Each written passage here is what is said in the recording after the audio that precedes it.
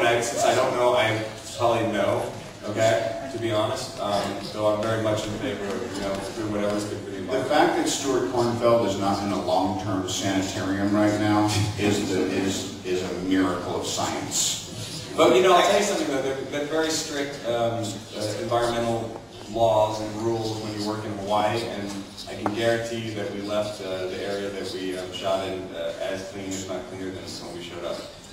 And I keep on looking at somebody who I think is asking a question, but it's not him. It's you back there. Hi, hello. I wanted to ask you a question to both of you. Comedian? Go for it.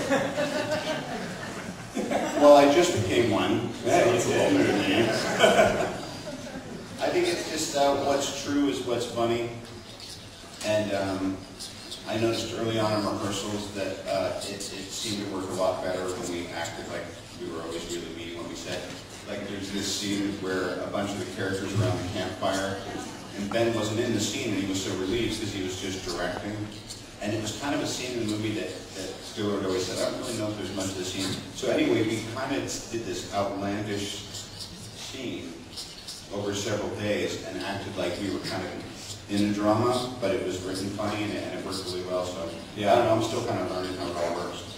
I mean, I think Robert brings up a good point, which is I don't think you approach comedy or any differently than anything else, in terms of acting. You're just playing hopefully what's the reality of the scene. And it's a funny situation that usually will take care of itself. And I was inspired personally, to tell you the truth, on this movie by my fellow actors, because they were so good. And when you're in the scene with guys who are as good as Robert and Jack Black, and really, all the guys in the movie, you see these guys operating at a level where you go, okay, I'm watching Robert play the scene, as he just said, for real.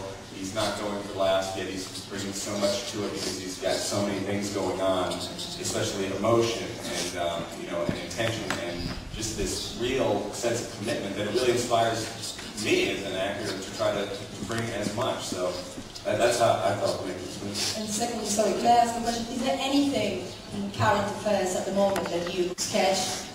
Do you find anything interesting at the moment happening in the news that you could actually make into a comedy?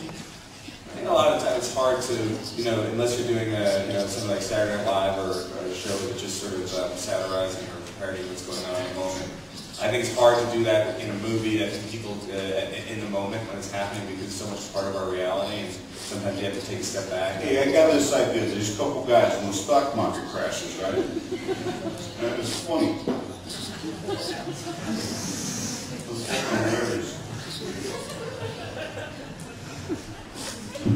They put all the family's money in the day before, and next day the market crashes. What are they gonna do? It's not so funny.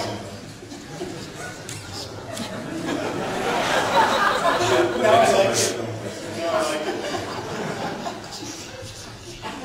I want a picture of you guys at Rueda with a mom. Never seen you do that character.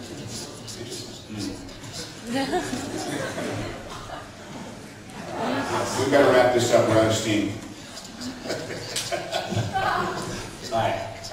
Aquí ha habido dos actores españoles recibiendo un premio, Fred Bardem y Antonio Banderas, que han hablado mucho sobre lo que es la interpretación, sobre la profundidad de interpretación. Y lleguéis vosotros a esta película y os reís de todo eso, del método, de interpretación, de las lágrimas, más o menos como que habéis enviado a la mierda lo anterior. Quería saber cómo veis vosotros la interpretación y si lo tomáis en serio o si también hay que reírse siempre. I'm sorry, what are the gentlemen's names you just mentioned? Antonio Banderas y Javier Banderas and Bennett. Okay, I should Google them later so I have an understanding of what you're talking about. I mean, They come out anything recently? No, Javier Bardem ganó un Oscar. Okay, ask me tomorrow because I'll look them up first.